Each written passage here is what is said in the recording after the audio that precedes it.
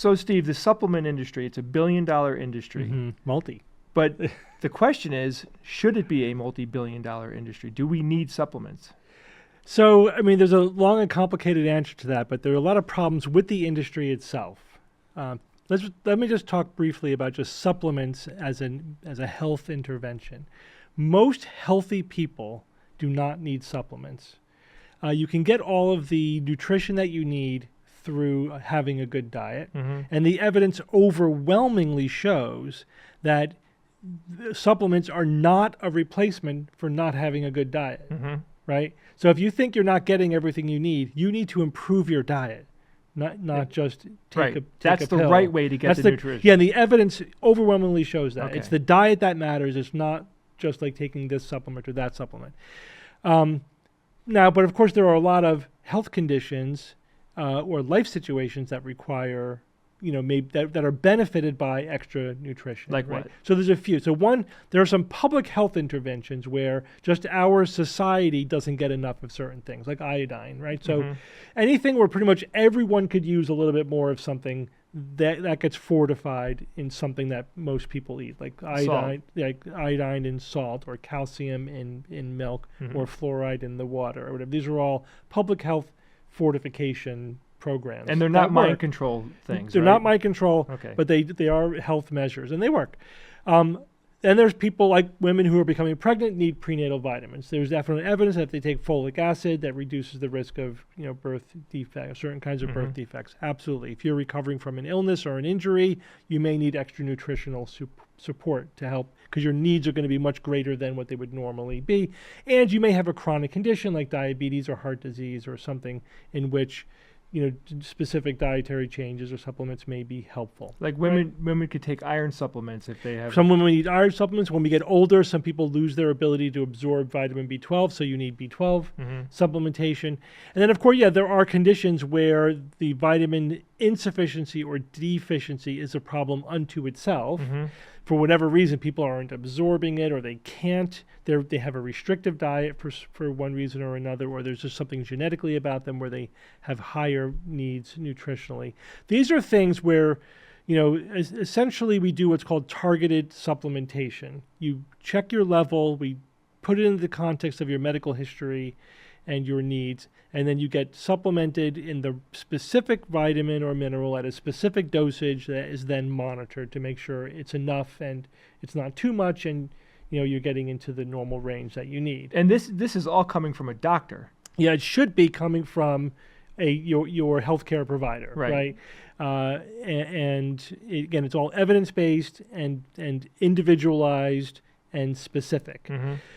Now, what the supplement industry, however, has been pushing forever, right, for decades or longer, is routine supplementation. Like everyone needs to be taking a multivitamin, or everyone should be taking mega doses of this vitamin or that mineral. And there's no evidence for that. There is really no evidence for just routine supplementation or for mega dosing supplementation. Has there been a lot of studies? There's been tons of studies. We have incredible amounts of data on this, and there's just no evidence for it. And in fact, it could be counterproductive. Some studies actually show it could be counterproductive in a number of ways. Some people over-supplement certain vitamins, and that could actually have negative health effects. Or there's the false sense of security effect that some people get. It's like, oh, I'm taking a multivitamin, so I don't have to be obsessive about eating my fruits and vegetables. Like, no, but the evidence shows it doesn't work that way. So it's just essentially there's a net negative effect because you're actually having a worse diet because you think you can because you're taking a supplement. Yeah. But now the supplement industry also includes herbal drugs, right? They're like really what?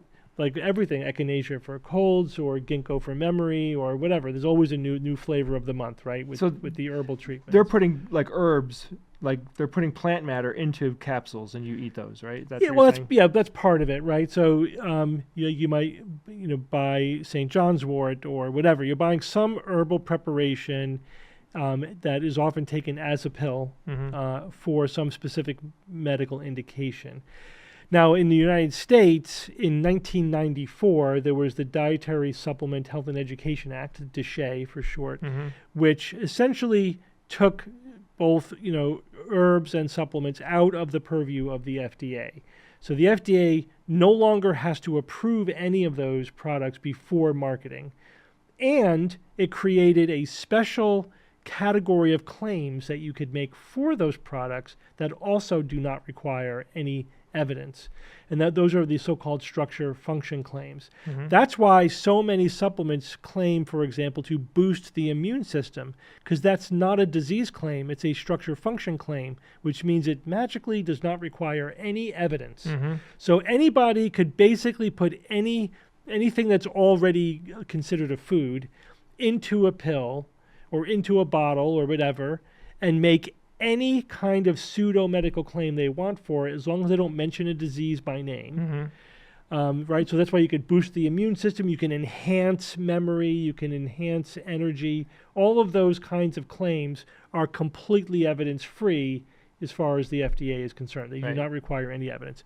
In addition, they don't even require evidence of safety, because they are considered GRAS, G-R-A-S, generally regarded as safe, which means that people have been taking them for a while. It's like, all right, who cares? We're not going to bother proving that it's safe. Like vitamin C is safe, you don't have to worry about it. Yeah, we're not going to do a bunch of evidence studies to show that. The problem with herbs is that they're not all safe, right? Is that, in fact, they're drugs. Herbs are drugs. They're sold with the notion that they're natural, but that's the appeal to nature fallacy, and that's all that is. Most things that occur in nature are deadly poisons, right? Plants evolve chemicals to kill you, to make you sick, to keep you from eating them. But the fruits and vegetables that we eat, the plants that we eat today, the ones that we've cultivated, we've gotten rid of most of that stuff so that we can safely eat a bunch of fruits and vegetables. And even still, like there is still some bitterness in some vegetables that we eat. Right. Like but it's just low enough that it's not going to make you sick. Like the big one is what? Kale is kale, notoriously bitter. Yeah. Brussels sprouts. Brussels sprouts was the big one. Yeah. And have you noticed over the last, like in my lifetime, right? Yeah. I'm in my 50s. In my lifetime, when I was a kid, Brussels sprouts were the most bitter, nastiest things to put in your mouth. And today they're nice. Tasty. They're tasty. They've actually bred even more of the bitterness out of them. But that bitterness those are poisons. That's poisons. Yeah, that's why they taste bitter to us. So anyway, there's nothing inherently safe or healthy about nature, about things that occur in nature. Most of nature is trying to kill you, right? I mean, that's just the way it is. We exploit some of those chemicals, some of those poisons in very specific doses as drugs, right? And, the sort of herbal industry has sort of evolved out of that, using plants as a source for medicines, for drugs. Right. But they sort of pretend they're not drugs by saying, okay, well, we're not going to make disease claims for them. We'll just make structure function claims, which are still health claims. People still know what you're saying, right? Saying, no, it doesn't treat Alzheimer's, but it enhances your memory. People know what you're claiming, right? So I think an important takeaway to what you just said is the people who are marketing supplements and herbs and all that stuff, they know exactly what they're allowed to say and what they're not. This is mindful. They're not like accidentally just saying, hey, no, they know what's allowed. Memory. They know what they could say without tripping the FDA. And half the time they still violate the FDA, but the FDA doesn't have the resources to chase them all down. Right. They might write them a sternly worded letter, but that's, often that's about it. But it gets much worse. So again, if you just said people, hey, what do you think about a health industry that could sell you products with no evidence of safety or efficacy? The evidence shows you don't need it, but they're going to make billions of dollars selling them to everybody because they say that everybody needs these things. I mean, it's pretty much a scam, right? When you frame it that way, but that's what's happening.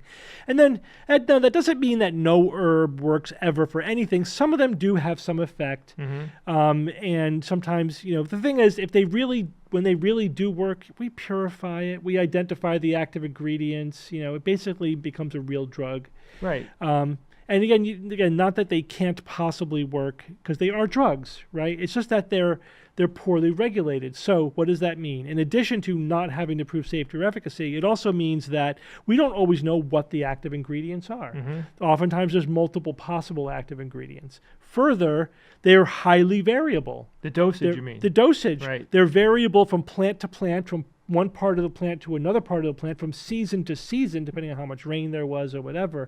And so you have no idea how much. And there could be an order of magnitude or 2 orders of magnitude differences in dosage that you're getting. So how could you possibly use that properly? Right. Also, So they don't have to even show bioavailability. That's like a big thing when you're developing an actual remedy, is that you need to know how much of it is there and how much of that gets into the body. If you don't know either of those two things, then how can you make any predictions or statements about what it's going to do in the body? It may work great in a petri dish, but if none of it's getting into the body, it's worthless. When you say getting into the body, you mean your body absorbs it and it gets into your bloodstream, and and it gets to where it needs to go. Right. Okay. So that's multiple steps. You absorb it into your bloodstream. It goes to the organ that's the target organ of where it's going to have its effect, and enough of it gets there before it gets metabolized and broken down to have a significant effect. Some things may get just broken down too quickly, or they just never get beyond your stomach lining. Like they never get fully absorbed, and they get completely protein bound, and there's no active effect. So all of these things have to be sorted out before we know. That's what we call the pharmacokinetics and the pharmacodynamics of the active ingredient. You don't know that for any of these herbs. They're just taking a shot in the dark. Right. But it's worse than that. Wow. Because not only is this just a dirty, unregulated, poorly studied, not really well-known drug that's probably has too low a bioavailability to really do anything, and when it does, it's just as likely to cause kidney or liver toxicity as any other drug, and often they do. But not only that, but when you buy an herbal product over the internet or off the shelf, most of the time, you're not getting what's on the label. Wow. Because again, the industry is poorly regulated. So what are they selling you? So there's a few things that happen. One is called substitution, where you think you're getting ginkgo biloba, but you're really just getting alfalfa, right? They just substitute another plant. And they're allowed to do that? No, they're not allowed to do that, but they're self-regulated. Yeah. No one's looking over their shoulder. That can happen 20, 30% of the time that what's on the label is not in the bottle. So that's substitution. Another problem is contamination. That's a quality control issue. Contamination means nobody wants it to get in there, but it's just bad manufacturing process. For example, a lot of herbal supplements coming from India have heavy metal contaminants in them. That's bad. It's very common, yeah. So those are contaminants. And then there's adulterants or adulteration, which is when they deliberately put something in there. And that's usually an actual drug, right? And they're doing that to have the effect that they're claiming that the herb that they're maybe or maybe not selling you has. Like, for example, if you buy an herbal remedy for erectile dysfunction, a lot of them have Viagra in them. That's a deliberate adulteration. Wait, how are they putting Viagra in there? What do you mean? How are they doing it? Like, are they buying them? They're getting a source of Viagra and they're putting a little bit in their herbal. Oh my God! Because then there's some effect, right? That sounds dangerous, though. But it is, because now what if you're someone who shouldn't be taking Viagra, which might be why you're going for the herbal thing, right? Probably one of the most common adulterants is caffeine. That's what I was going to guess. Or a caffeine analog, like something that acts like caffeine, a chemically similar one, or some other stimulant. Why? Because then people feel like they have more energy when they take the medication, and they don't feel so good when they don't take it. Oh, because now they might be withdrawing from the caffeine. So we've got a world full of people who might be addicted to a stimulant. Right. Oh my God. Right. And again, there may be people who shouldn't be taking it. Could be dangerous for your. So, right, you should not be taking stimulants if you have heart problems. Or you have palpitations, for example. Yeah. So, in a recent review where they used like DNA barcoding and they analyzed what's actually in the off-the-shelf products, the majority of off-the-shelf supplemental products, herbal supplement products, had one or more of those problems. Meaning, that very few of them, like 20%. Were exactly what was on the bottle, nothing more, nothing less, right? So your chances are pretty good you're getting either substitution, adulteration, or contamination when you buy an off-the-shelf product. And even if you are getting what's on the label, you have no idea how much. And you also have no idea what it's doing. I mean, are people dying? Yeah. If you look at case reports, statistically it's very small. Yeah. It's a very small percentage, again, because I think the biggest problem with herbs, and which is why they're herbs being sold, through the supplement industry and not drugs is because their bioavailability is very low. So that makes them safer. It also makes them worthless. Yeah, so you're taking it and nothing's happening. And nothing's happening, good or bad. That's the vast majority.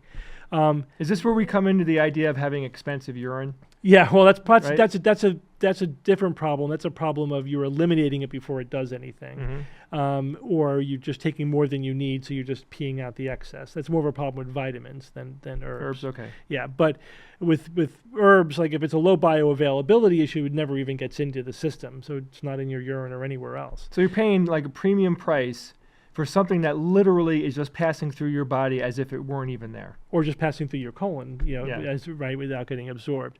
So what's the bottom line? Is it's a dirty, poorly understood, poorly regulated drug that probably does nothing, and if it does do something, it's just as likely to harm you as to help you. It's just bad medicine. It's a bad product. But it's self-regulated industry that's allowed to make pseudo-health claims without any evidence that do not need to provide any evidence of safety. How is this a good idea? Right. How is this likely to help anybody? And then when the NIH or someone else actually does a high-quality clinical study looking at the most popular herbal supplements and the most common uses for which they are taken, almost always it shows that it doesn't work. Right.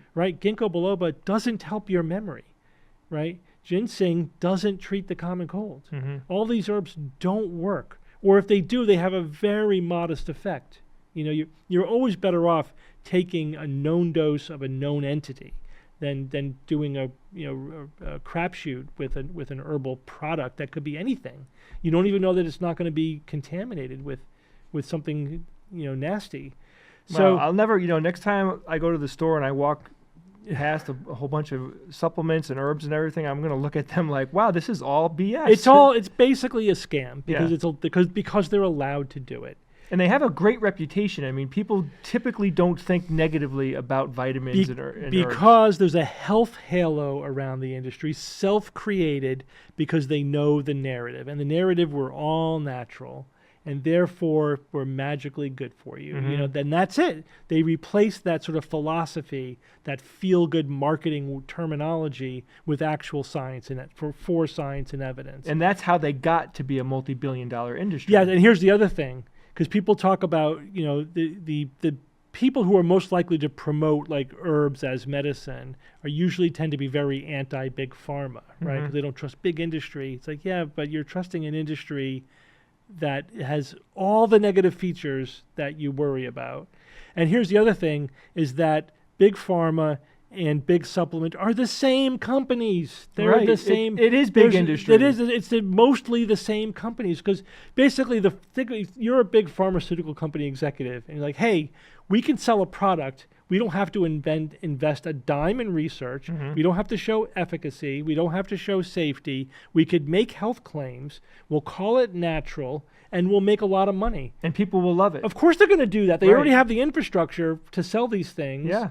Why wouldn't they do it? They love it. The industry loves it. It's a totally anti-consumer, pro-industry regulation. Yeah. And yet it's promoted by people who are worried about the opposite, who are claiming the opposite. You know what I mean? Because it's absolutely selective use of the narrative, and their brain gets turned off by the word natural. That's it. You just lather the word natural over the product, and all critical thinking goes out the window. And it's like, yes, there's a conspiracy at Big Pharma. They have all the buttons they know how to push, right? Big Pharma conspiracy. They don't want you to use this all-natural, God-given remedy, whatever. Meanwhile, it's a complete scam, right? It's like it's a self-regulated, largely, fraudulent industry using substitution, adulteration, not well quality controlled, completely variable in terms of the amount of dosing, and no evidence that it works. So if the whole industry just went away from what you just said, if all supplements, I think what I would say is that I think for herbs, yes. Like if you just eliminated all herbal products from the market, I think that overall people would save hundreds of millions of dollars, collectively, and their health would be better. right? Not that doesn't mean there isn't one or two in there that might be helpful, but just as if you look at them as a whole, they're a massive net negative. If you look at the actual supplement industry, not the herbal drug drug industry, but the supplement industry, vitamins and minerals, we need them, right? Mm-hmm. Though they're part of medicine. They were discovered by medical scientific research. There are actual needs for them, but they should be used as part of a rational, evidence-based, health promotion and treatment. We need to measure your levels or know when they're needed. Mm-hmm. They should be prescribed in known amounts on an individual basis in an evidence-based way. But just the idea of just giving everybody vitamins regardless of your levels or your needs or whatever is not good medicine. Yeah, so the average person going out to the supermarket and buying, a B vitamin supplement, you don't need to do that. Don't do it. Yeah, I mean, it's a crapshoot. You may or may not need it. You may have too many. I check my vitamin levels on patients almost every time because I treat a lot of migraine patients. They have known supplement, nutritional issues. If you have migraines, you're more likely to be deficient in B2 and in magnesium and coenzyme Q10. So I check them on every patient, and I usually do a B vitamin panel and some other markers that tell me how they're metabolizing it, and then I supplement whatever's low. I'll tell you, it's far more common for people to have too high a level than too low a level. Wow. And sometimes ridiculously high levels. Fortunately, they're relatively safe across a broad range, but sometimes not. Sometimes they're high enough. Like B6 in particular, they're high enough where that could actually be causing problems, health problems. So, but just in general, they're like way above where they need to be. And then for those that are below, and I'm checking a high risk population that has a higher risk of being low than the general population.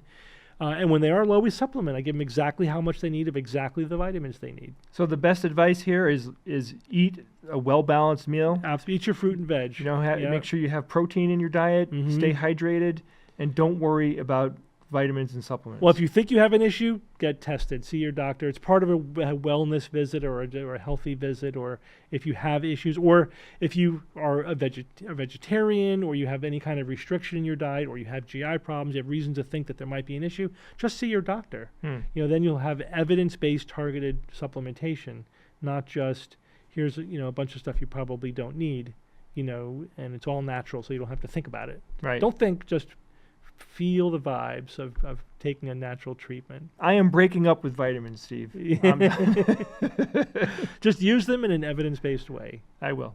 All right, there it is. There it is. Holy Christ.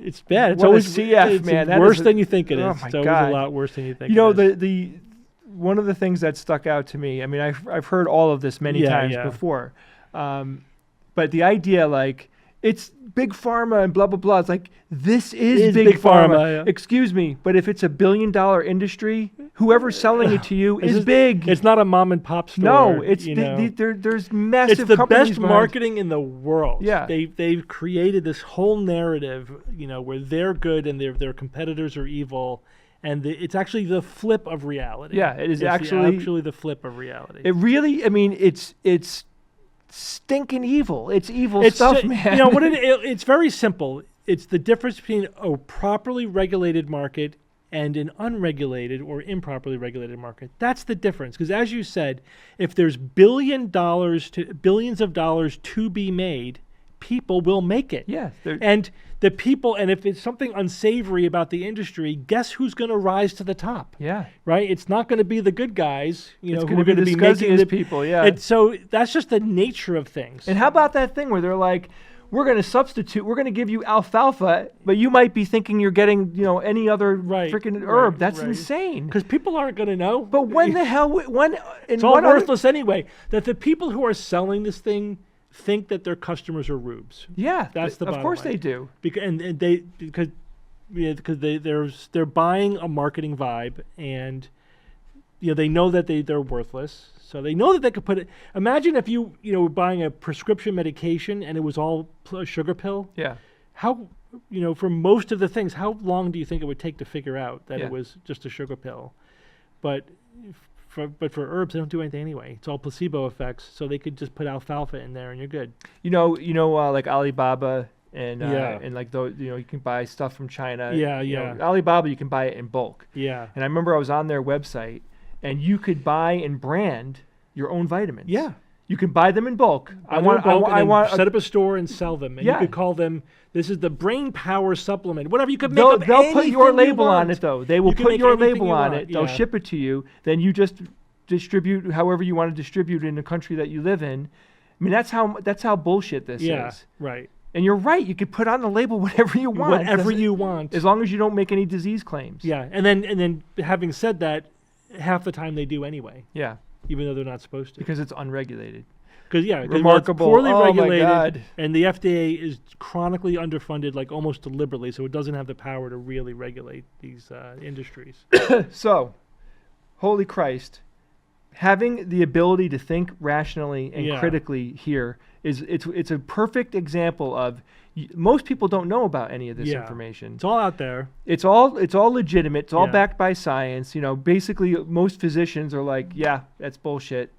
Stay away from it. But most people don't know, and everybody's just going to the supermarket and buying a multivitamin or buying C vitamins or whatever. If they get sick, they think, oh yeah, I'll take more vitamin C now that I'm sick, and it's all nonsense. It's all nonsense. Yeah, right.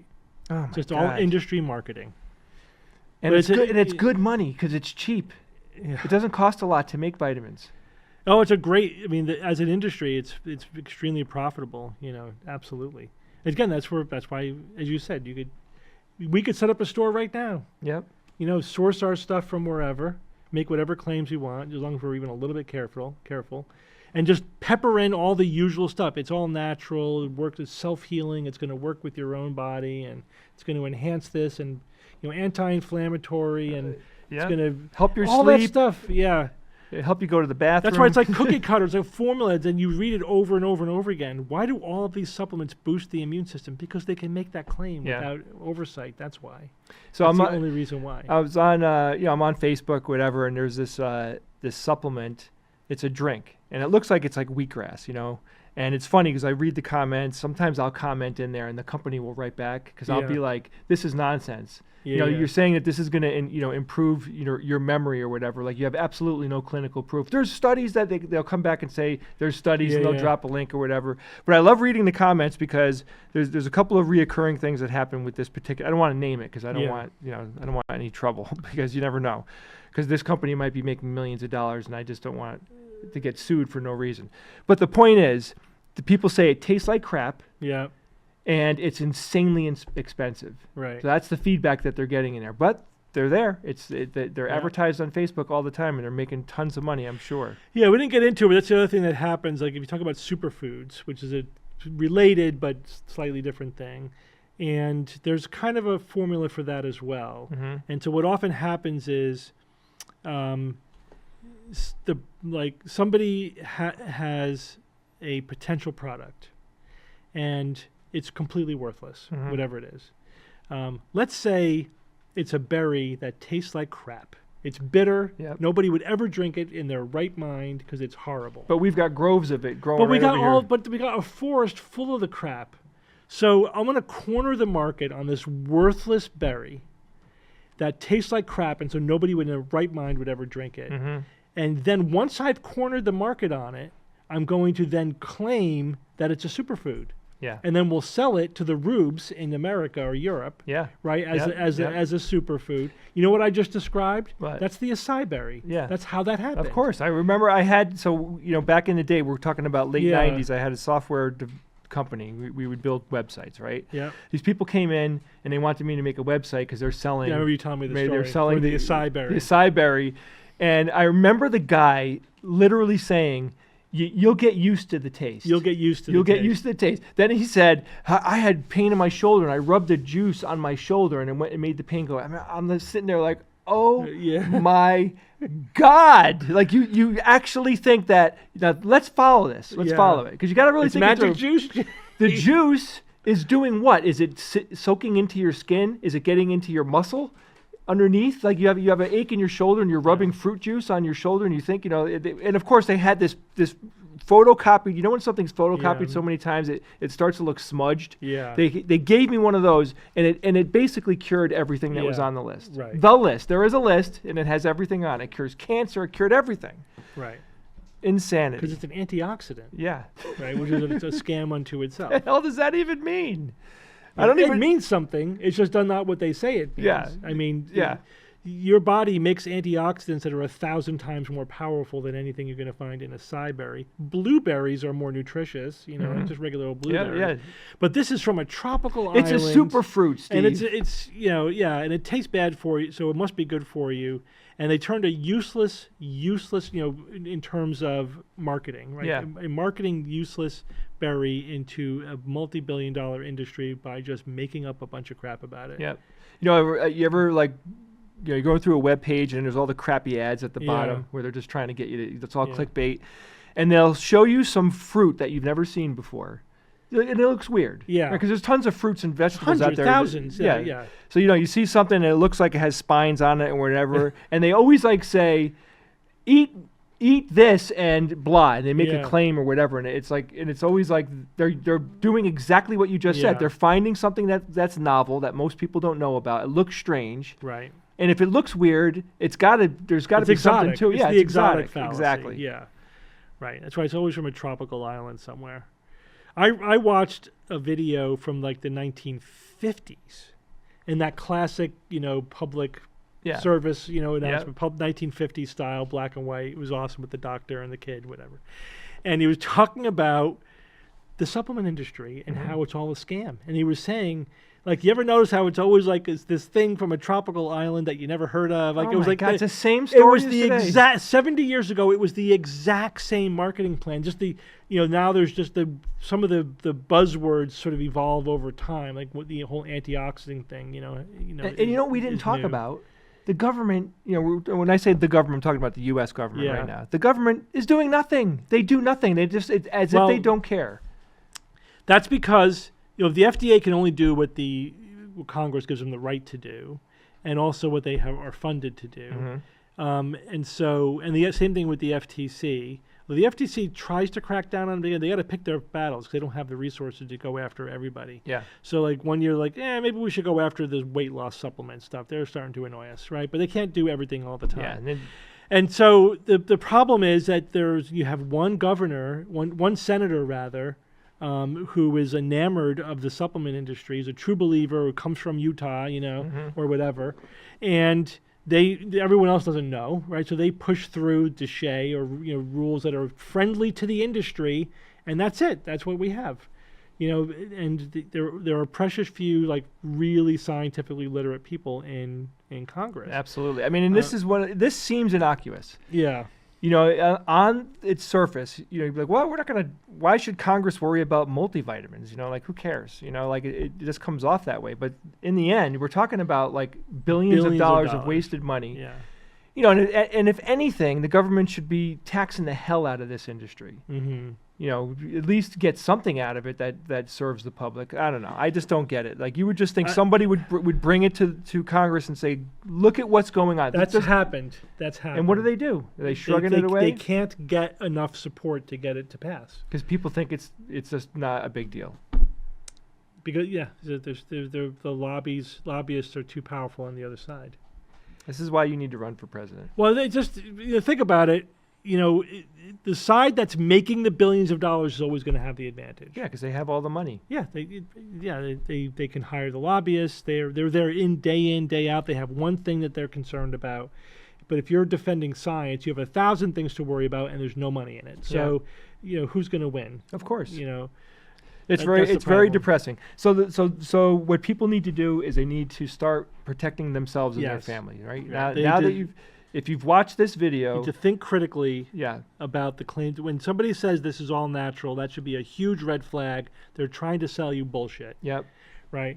And then if you see, friends and family taking multivitamins, direct them to this video or talk to them about what you heard right now and try to educate them.